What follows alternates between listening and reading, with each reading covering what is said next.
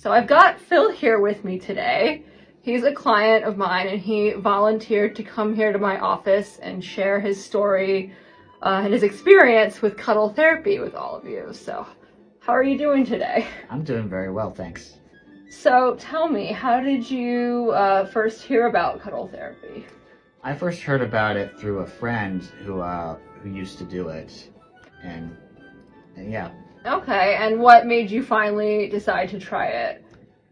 For a while, I was very depressed, and medication and regular talking therapy wasn't doing it for me, because I realized that I was just very touch deprived, and so I looked up, cuddle therapists on Cuddle Comfort, and that's how I found Xandria.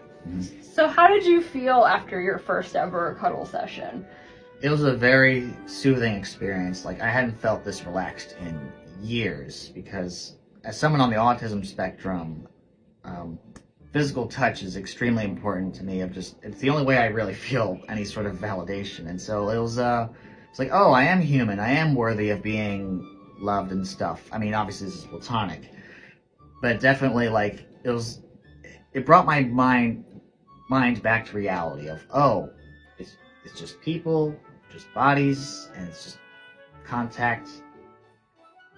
Brought my mind back to earth. So did other people in your life notice any changes in you after you started doing this more regularly? Oh yeah, absolutely. Lots of friends said I was a lot more outgoing and cheerful and confident than they were used to seeing. So much to the point where they're like, what's he on? Yeah, so did you actually tell anyone why you were different? Mm-hmm. Yeah, I was hesitant at first, because it's such a weird thing. But when I told them, they're like, oh, it's good for you, Phil. If it's making you feel better.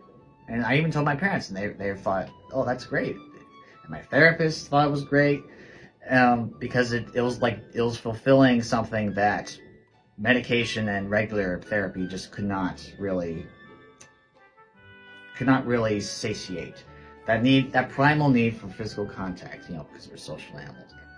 It's awesome. So I know you're kind of tapering off. You were doing it a few times a month, and now you're cutting back to once a month because you said you feel like you're making progress and just don't need this as much. Could you share what your progress is?